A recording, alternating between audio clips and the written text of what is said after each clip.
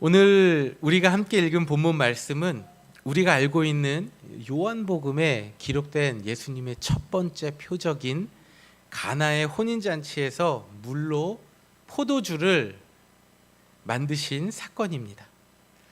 인생의 새로운 출발을 하는 신랑과 신부에게 마음껏 축복하는 축제의 자리, 그리고 결혼식이 한창 무르익어가는 이 잔치집에 준비한 포도주가 모두 떨어져 버리는 상황이 발생을 한 것입니다. 잔치를 준비하는 집의 입장에서는 이 포도주가 떨어졌다라는 것은 아주 수치스러운 일이고 잔치를 잘 준비하지 않았다라는 평가를 받을 수 있는 일이었습니다. 사람들의 기분을 좋아지게 하여서 잔치의 흥을 돋구는 이 포도주는요, 잔치집에 없어서 안 되는 중요한 음식이었습니다. 포도의 수확 시기가 일반적으로 8월에서 9월에 한창 더운 시기에 수확이 됩니다. 이 포도를 수확할 때 수확한 포도를 이제 포도주 틀에 넣고 밟고 짜서 포도주를 만듭니다. 물이 부족한 중동의 지방은 옛날부터 이 포도를 수확하는 시기에 포도를 발로 밟고 즙을 짜서 마음껏 포도주를 마실 수 있었기 때문에 포도주는 기쁨을 상징했습니다. 그래서 유대인 학자들인 랍비들도 포도주가 없으면 기쁨이 없다라고 말할 정도로 잔치집에 없어서는 안 될 아주 중요한 음식 중에 하나였습니다. 잔치집에 포도주가 떨어진 것은 더 이상 기쁨이 없고 잔치의 흥이 깨어져 버리는 상황이 이제 발생을 한 것입니다. 우리의 인생도 이 잔치집에 떨어진 포도주와 같을 때가 있습니다. 포도주가 점점 줄어가고 있다라는 사실을 모른 채 세상이 주는 기쁨에 취해서 이 세상을 살아갈 때가 있습니다. 그게 바로 오늘날 우리의 모습입니다. 우리의 삶이 늘 기쁨과 축제의 현장이면 여러분 얼마나 좋겠습니까? 매일매일의 삶이 잔치집과 같고 기쁨이 넘친다면 얼마나 좋겠습니까? 그러나 우리가 잘 알고 있는 것처럼 겨울이 지나고 봄이 오고 여름이 오고 여름이 지나면 수확의 계절인 가을이 오고 그 다음에 또 뭐가 옵니까? 겨울이 오는 것처럼 우리 인생은 좋았던 시간들도 있고 또 좋지 않았던 인내의 시간들도 있고 하는 것이 우리의 인생입니다. 우리의 삶에도 시련과 어려움이 다가올 때가 있습니다. 포도주가 떨어지는 것 같이 세상이 주는 기쁨에는 반드시 그 끝이 있습니다. 그렇다면 우리의 삶에 어려움이 있을 때에 삶이 큰 공경에 처했고 도무지 어찌해야 할지 막막할 때 우리는 과연 어떻게 해야 할까요? 우리가 잘 알고 있는 것처럼 주님을 믿고 말씀에 순종해야 합니다. 우리가 잘 알고 있는 이 너무나도 단순하고 명료한 이 명제 앞에서 우리는 왜 주님의 말씀을 믿고 순종하지 못할까요? 위험한 상황에 처한 사람이 스스로가 빠져나올 수 없는 상황에 닥쳤습니다. 그때 누군가 도와주는 사람의 그 말과 손을 붙잡지 않으면요, 그 위험에 빠진 사람, 공경에 처한 사람은요, 절대로 그 상황에서 스스로 빠져나올 수가 없습니다. 우리의 삶에 어려움이 찾아오고 문제가 생겼을 때에 우리는 문제를 해결해 주실 수 있는 주님을 믿고 순종해야 합니다. 그러나 우리는 우리의 삶 가운데에서 그렇지 못할 때가 많이 있습니다. 저는 오늘 본문의 말씀을 묵상하면서 우리는 왜 주님을 믿지 못하고 왜 주님의 말씀에 순종하지 못하는가, 시간 여러분들과 두 가지를 함께 나누고자 합니다. 첫 번째로는 주님의 방법이 내 생각과 다르기 때문입니다. 오늘 본문에 등장하는 하인은 노예나 집안의 그 종을 뜻하는 단어인 둘루스라는 단어가 아니라 디아코노스라는 단어를 사용하였는데, 이것은 책임을 맡아 자원봉사하는 사람을 지칭하는 단어입니다. 오늘날 교회에서 교회가 부여한 직분에 따라서 가난한 사람들을 돌보고 그들을 위해서 모인이 헌금을 관리하고 분배하는 이 집사를 지칭하는 단어가 바로 이 디아코노스라는 단어입니다. 그러니까 노예가 아닙니다. 종이 아닙니다. 하라고 해서 그것을 해야 될 의무가 없는 사람들이에요. 다 봉사하는 사람, 책임에 따라서 직분이 주어진 사람들이에요. 오늘 본문의 마리아는 그런 사람들을 불렀습니다. 그리고 예수께서 너희에게 말씀하시는 것은 무엇이든지 너희가 행하라 라고 사람들에게 이야기했습니다. 사람들에게 예수님께서 하신 첫 번째 말씀은 무엇이었습니까? 항아리에 물을 채워라. 여러분 상식적으로 생각해 보십시오. 지금 잔치집에 막 흥이 올라가고 있습니다. 이제 무르익어 가고 있어요. 끝을 향해 달려가고 있습니다. 그런데 포도주가 다 떨어져 버렸어요. 잔치집에 포도주가 떨어졌으면 여러분 우리는 어떻게 해야 됩니까? 포도주를 구해와야죠. 우리의 생각은 지금 포도주가 떨어졌으니까 어디 옆집에 가가지고 포도주를 급한 대로 빌려와야 될 거 아닙니까? 아니면 포도주를 파는 곳이 있으면 파는 곳에 가가지고 포도주를 사와야 되지 않는 게 사람의 그 이치에 맞지 않습니까? 그런데 예수님께서는 항아리에 물을 채우라. 그것도 포도주가 담겨 있었던 항아리가 아니라 그 유대인들이 집안에 들어갈 때 음식을 먹고 마실 때 손 씻는 그 정결 예식하는 그 12 큰 항아리가 있습니다. 거기에다가 물을 채우라는 겁니다. 오늘 본문에 기록된 그 한 통 말한 그 항아리에 물을 채우라고 말씀하셨는데 그 한 통은 약 40리터에 해당하는 통입니다. 그 한 통이 두세 통 들어가니까 그 예수님이 말씀하신 그 항아리는요 100리터가 최소 100리터가 들어가는 엄청나게 커다란 항아리였습니다. 그것이 6개가 있었던 거예요. 돌 항아리 6개면은 약 600리터의 물을 여러분 퍼다 날라야 합니다. 지금처럼 수도관이 잘 되어 있어서 집에 물을 틀기만 하면은 이게 쉽게 물을 채울 수 있는 시대가 아니라는 것을 우리는 알고 있지 않습니까? 우물에서 퍼다 날라야 했습니다, 사람들은. 제가 군대 생활을 강원도 GOP라는 곳에서 했습니다. 거기 가면 한 25명 정도가 한 초소에 들어가 가지고 먹고 마시고 자면서 근무를 이제 경계 근무를 쓰는 그런 곳에서 제가 군대 생활을 했는데 겨울날에 물을 항상 이렇게 수도관이 얼지 않도록 이렇게 물을 살짝 흘려 보내야 되거든요. 그런데 나라의 물 부족을 걱정하는 어느 한 분께서 그만 수도 꼭지를 꽉 잠궈놔서 물이 흘러가지 않았던 겁니다. 다음 날 일어나서 물을 탁 틀려고 하는데 난리가 났습니다. 수도관이 얼었는지 물이 안 나오는 겁니다. 일주일 동안 샘에서 물을 길러다가 퍼가지고 물을 퍼 날라가지고 담아가지고 고무다라이 있죠. 고무다라이에다가 이렇게 담아가지고 거기에 또 이렇게 물 데핀다고 따뜻하게 해주는 그 이름도 그렇게 모르겠어요. 하여튼 뭐 이렇게 히팅기 딱 넣어놔가지고 따뜻하게 해서 그 겨울을 일주일 동안 24명의 부대원들이 지냈습니다.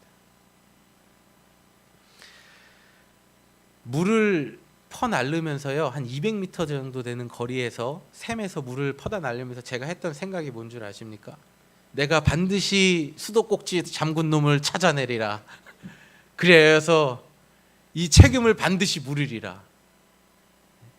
그 생각을 하면서도 몇 번씩 하면서 그 200m 되는 거리를요 몇 번씩 왔다 갔다 하는 거예요. 뭐 얼마나 크게 우리가 물을 담을 수 있겠습니까? 조그만 것부터 큰 것부터 이렇게 들고 계속 날르는 거예요. 보통 일이 아니더라고요. 사람들은 예수님께서 항아리 600리터나 되는 그 항아리에 물을 채우라 하셨을 때 무슨 생각을 들었을까요? 사람들은 오늘 본문에 기록되어 있지는 않지만 제 경험상 사람들은 아마도 많은 생각이 들었을 것 같습니다. 포도주가 떨어졌는데 지금 항아리에 물을 채워야 할 때인가? 이러고 있을 시간에 다른 곳에 가서 포도주를 구해오는 게 더 맞는 거 아닙니까? 이런 생각을 사람들은 했을 것입니다. 그러나 하나님의 말씀은 우리에게 뭐라고 말씀하십니까? 내 생각은 너희 생각과 다르며 내 길은 너희 길과 달라서 하늘이 땅보다 높음같이 내 길은 너희 길보다 높으며 내 생각은 너희 생각보다 높으니라. 아멘. 이사야서 55장 59절에서 말씀하고 계세요. 내 생각은 너희 생각과 다르다. 내 길은 너희의 길과 다르다. 우리 하나님께서 오늘 본문에서도 그것을 우리에게 말씀하고 계시는 것 아닙니까? 주님께서는 우리에게 항아리에 물을 채우라 말씀하시는데 우리는 저마다 다 생각이 달라요. 지금 그거 할 때가 아닙니다. 문제가 발생했으면 이렇게 해야죠. 왜 물을 채워야 됩니까? 우리 안에 이런 생각이 있기 때문에 우리는 하나님의 말씀에 순종하지 못하는 겁니다. 우리의 삶에 어떤 어려움이 발생했을 때 우리는 열심히 해결 방안을 찾습니다. 어떻게 해야 될까 고민하며 밤새 잠을 이루지 못할 때가 있지 않습니까? 그러나 믿음으로 하나님의 말씀에 순종하는 자는요, 염려하지 않습니다. 고민하지 않습니다. 걱정하지 않습니다. 왜냐하면 내 생각과 내 방법으로 이것을 해결할 수 없다라는 것을 인정하고 하나님 앞에 맡기기 때문에 잠을 잘 자는 겁니다. 걱정이 없는 겁니다. 염려하지 않는 겁니다. 기도하며 순종할 뿐입니다. 하나님께서 여러분의 마음과 생각 가운데에 여러분의 생각과 다른 일들을 보여주시고 다른 일들을 요구하실지라도 여러분 하나님의 말씀이 있을 때에 그 말씀 앞에 순종함으로 하나님의 영광과 기적을 체험하는 삶을 살아가시길 주님의 이름으로 축원드립니다. 두 번째로 우리가 하나님의 말씀에 순종하지 못하는 것은요, 이성적으로 이해가 되지 않기 때문입니다. 항아리에 물을 채우는 것, 해보겠습니다. 말이 안 되지만 한번 해보겠습니다. 그러나 그 다음에 예수님께서 하신 말씀이 뭡니까? 항아리에 담긴 물을 떠서 연회장에게 갖다 주라. 여러분, 이거는 참 있을 수가 없는 일 아닙니까? 제가 지금 물을 떠왔어요. 그런데 그걸 다시 저한테 딱 떠주시면서 갖다 주라. 지금 포도주가 떨어지고 포도주가 필요한데 제가 물을 떠왔잖아요. 그런데 주님, 이 물을 다시 갖다 주라니요. 이거는 이성적으로 말이 안 되는 겁니다. 말이 안 되는 거예요. 장난하시나? 아니면 이분이 약간 조금 우리를 좀 이상하게 생각하시나? 이분이 조금 너무 취하셨나?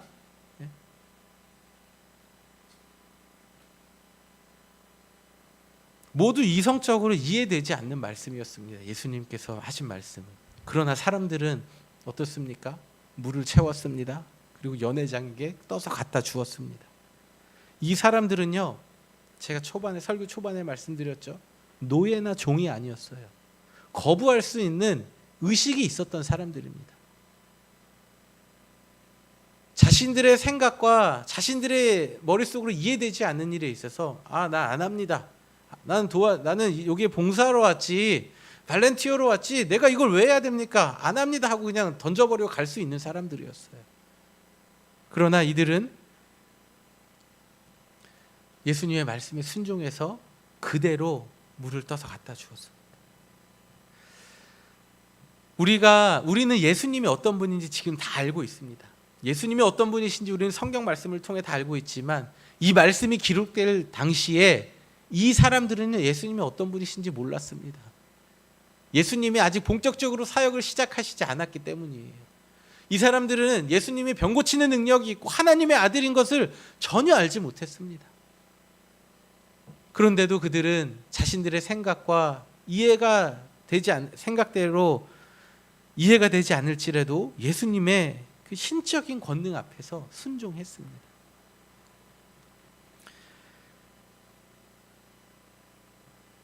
자신들이 알고 있었던 이 마리아의 아들, 그냥 이들에게는 마리아의 아들이었어요. 그 아들 예수라 하는 사람이 이성적으로 전혀 맞지 않는 말을 하고 이해되지 않는 일을 시키고 있는 그 상황에서 이제는 무슨 말이든지 그대로 하라라고 부탁한 마리아에게까지도 원망이 또 비난이 이어질 수 있는 상황이었습니다. 오늘 우리의 모습도 우리의 삶 속에서 벌어지는 일들이 내가 이해되지 않고 그리고 내 머릿속, 내 지성과 이성으로 이해되지 않을 때에 그것을 부정하고 부인하고 상대방에게 밀어내려 하기 때문에 우리의 삶에 많은 문제들이 발생합니다. 여러분, 부부 사이에서도요, 가정에서 상대방이 이렇게 해주면 좋겠는데 꼭 이렇게 안 하고 다르게 할 때가 있습니까? 없습니까? 여러분들은 모두 다 훌륭한 결혼을 하신 것 같습니다. 이렇게 해주면 좋겠는데 우리 남편이, 우리 아내가 꼭 이렇게 못 해줄 때가 있어요. 여러분, 그래서 그런 말이 있잖아요. 쿵 짝이 맞아야지 이게 뭔가 좀 일이 잘 되어지는 거잖아요. 그런데 한쪽에서 쿵 했는데 뒤에서 뻑 하면은요, 이게 뭔가 좀 안 맞네, 이 사람이랑 내가 뭔가 안 맞네, 이런 생각을 들 때가 있지 않으십니까? 예, 한 3분 정도만 그런 생각이 드시는 것 같은데, 부부 사이에 여러분 너무 좋고 상대가 모든 게 다 이해돼서 사는 사람은 없습니다. 그래서 사는 사람은 없어요. 참고 사는 거지 그냥. 옆에 있는 분들 한번 이렇게, 부부끼리 앉으신 분들 한번 이렇게 쳐다봐 주세요. 참고 산다 내가. 여러분, 참고 사는 거예요. 여러분, 집에 있는 남편들을 생각해 보십시오. 참고 사는 거잖아요. 모든 게 다 이해됩니까? 이해되지 않을 때가 더 많아요. 자녀들을 키우다 보면요, 너무 이쁠 때가 많습니다. 이 아이들이 진짜 너무 예쁠 때가 있어요. 그런데 마음에 안 드는 행동을 하고 이상한 행동을 하게 되면요, 마음속에서 어떤 생각이 든다고 하는지 아십니까? 저게 지금 엄마 닮아서 저러나? 나는 안 그랬던 것 같은데. 아빠 닮았어. 저 사람 닮아가지고 우리 애가 이런 거야. 안 좋은 모습이 보이면 이런 생각을 한다고 하더라고요. 어떻게 우리의 삶에서 일어나는 모든 일들을 다 이해를 하고 살 수 있겠습니까?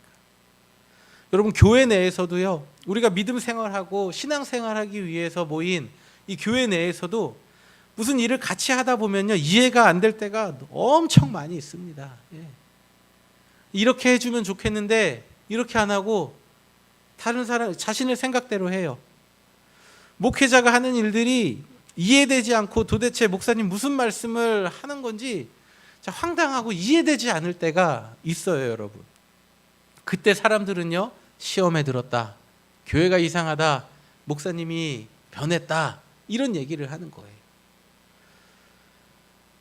이 자리에 모인 여러분들이 이 사바나에 살고 계실 줄 여러분 이미 오래전부터 알고 계셨습니까? 여러분, 지금 이 자리에 살고 있는 게 여러분 이성적으로 뭔가 이해가 되세요? 이해가 돼서 가지고 그래, 내가 여기 살아야 할 이유가 있어, 그래서 여기에 지금 살고 저희 교회에 지금 나와서 함께 예배 드리시는 분 계십니까? 이 세상에는요, 우리가 모든 것을 이해하려고 하지만 이해되지 않는 것들이 더 많이 있습니다. 이해되지 않는 일들 투성입니다. 88년 그 서울 올림픽에 그 굴렁쇠를 굴리는 소년이 등장했잖아요. 그 장면을 연출한 사람이 초대 문화체육부 장관을 지낸 이어령 교수라는 사람입니다. 근데 이 사람이 2007년도에 세례를 받았어요. 이 이어령이라는 사람은 어떤 사람이냐면요, 한국의 대표적인 지성인으로 불립니다. 그리고 대표적인 무신론자예요. 자신의 머릿속에서 신, 하나님이라는 존재는 절대로 믿지 않았던 사람이었습니다. 그가 2017년에 세례를 받았을 때 한국 교회는 물론 이 한국 사회 지식인들 사이에서도 엄청난 큰 파장이 있었습니다. 그리고 그가 나중에 그의 책 흙 속의 지성에서 영성으로라는 책에서 이렇게 이야기를 했습니다. 자신의 세례 받았던 이야기를 제가 한번 그 대목을 읽어드릴게요. 제가 세례를 받았다고 해서 옛 바탕을 버리고 다른 사람이 되는 것은 아닙니다. 제 속에 묻혀있던 영성이 이제 나오는 것입니다. 종교는 설명해서 안 되는 것을 설명합니다. 종교적 현상은 체험할 수 있을 뿐입니다. 그것이 영성입니다. 신앙은 경험하는 것입니다. 라고 이 사람이 이 책 속에서 아주 멋진 말을 했어요. 누구보다도 똑똑한 사람 아닙니까? 이미 24살의 나이에 한국계 문학계를 다 정평했습니다. 천재적인 작가로 사회에 아주 뛰어난 사람으로 인정을 받았던 사람, 냉철한 지식의 소유자가 이렇게 얘기를 했습니다. 신앙이라고 하는 것은요, 믿을 신, 우러를 앙이라는 그 한자어를 사용해서 우리가 믿는 대상을 믿고 바라본다라는 뜻을 가지고 있습니다. 이것을 영어로는 faith라고 합니다. 이 faith는요, 상대를요 100% 믿는 거예요. 100% 믿는 겁니다. 어떠한 증명이 필요하지도 않고요, 묻지도 따지지도 않는 것이 바로 이 faith라고 하는 신앙입니다. 그러나 우리가 어떤 일이 있을 때에 묻고 따지고 이것을 내 생각에 이해해야 되고, 아, 믿을만 하구나 라고 생각해서 믿는 것은요, faith가 아니에요. 신앙이 아닙니다. 그것은 belief라고 하는 것입니다. 내 마음이, 내 머리가 이해가 돼야지 믿는 것은요, 여러분, 신앙이 아닙니다. 사랑하는 성도 여러분, 여러분의 신앙이 belief가 아니라 faith가 되시기를 주님의 이름으로 축원드립니다. 여러분의 삶이 이해되지 않는 상황이 있을지라도 순종함으로 능력의 하나님을 경험하는 신앙을 가지시길 주님의 이름으로 축원드립니다. 오늘 본문의 마리아는 사람들에게 너희에게 무슨 말씀을 하시든지 그대로 하라라고 말씀하였습니다. 모든 사람들이 자신의 생각과 또 자신의 옳은 소견대로 살아가는 이 사사기와 같은 이 시대에 오늘날 우리의 말씀, 우리의 마음에 새겨야 할 말씀 아니겠습니까? 그대로 하라. 무슨 말씀을 하시든지 그대로 하라. 하나님께서는 우리의 생각과 지식적인 수준을 뛰어넘어 일하시는 분이심을 믿으시길 바랍니다. 하나님께서는 우리의 순종을 통하여 영광 받으시고 우리의 삶 속에 기적을 베풀어 주시는 분이심을 믿으시기를 바랍니다. 믿음으로 순종하는 사람은 하나님의 영광을 볼 수 있습니다. 믿음으로 순종하는 사람은 하나님의 기적을 체험할 수 있습니다. 믿음으로 순종하는 사람은 하나님의 능력이 그의 삶에 나타납니다.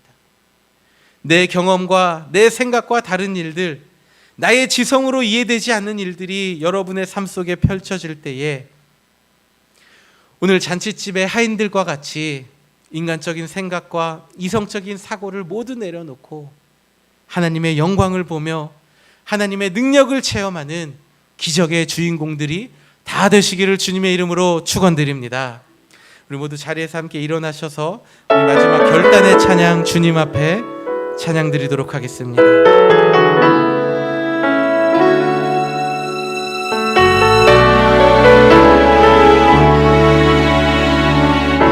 전능하신 나의 주 하나님은, 전능하신 나의 주 하나님은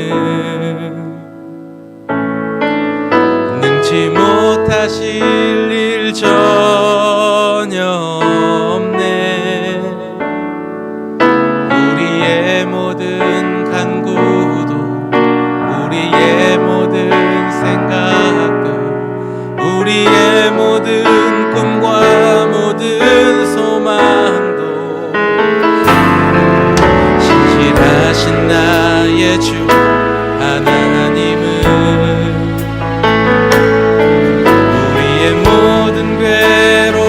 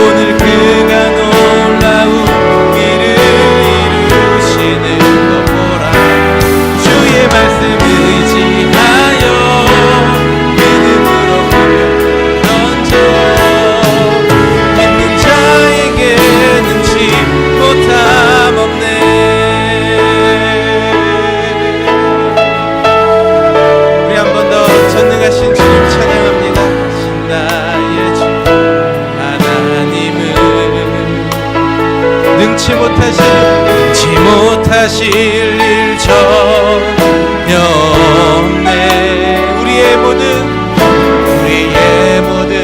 간구, 우리의 모든 생각도, 우리의 모든 꿈과 모든 소망, 신실하신 나의 주 하나님은, 신실하신 나의 주 하나님은 우리의 모든 괴로움 바꿀 수 있는, 모든 괴로움 바꿀 수 있네. 불가능한 일을 행하시고 죽은 자를 일으키시고, 아멘. 그를 이길 자 아무도 없네. 주의 말씀 의지하여, 주의 말씀 의지하여 내 금을 던져 오늘 그가 놀라운 일을 이루시는 것보라. 주의 말씀 의지하여 믿음으로 금을 던져 믿는 자에게 눈치 못함 없네. 주의 말씀 의지하여, 주의 말씀 의지하여 믿음으로 주님의 일하심을 바라보십시오. 오늘 그가 놀라운 일을 이루시네. 주의 말씀 의지하여 믿음으로 금을 던져 믿는 자에게 눈치 못함 없네. 주의 말씀 의지하여 깊은 곳에 금을 던져 오늘 그가 놀라운 일을 이루시는 것보라. 주의 말씀 의지하여 믿음으로 금을 던져 믿는 자에게 눈치 못함 없네. 아멘. 믿는 자에게 눈치 못함 없네. 우리 믿음으로 한 번 더 고백할까요? 믿는 자에게 눈치 못함 없네. 아멘. 하나님, 우리의 삶이 주님과 늘 동행하는 삶이 되길 원합니다. 그러기 위해서는 우리의 믿음이 더욱더 주님 앞에 자라나야 하지 않겠습니까? 하나님, 우리의 믿음 없음을 불쌍히 여겨주시고 우리의 주님께서 나와 함께 하신다는 그 믿음이 성장할 수 있도록 하나님, 우리 삶 가운데에 주님 기적을 베풀어 주시옵소서. 우리 삶 가운데에 믿음으로 순종함으로 하나님을 향한 믿음이 증가되게 하시고 우리 삶 가운데 역사하시는 그 하나님을 만나는 저희들 되게 하여 주시옵소서. 우리의 삶 가운데에 이런 이해되지 않는 일들이 너무나 많이 있습니다.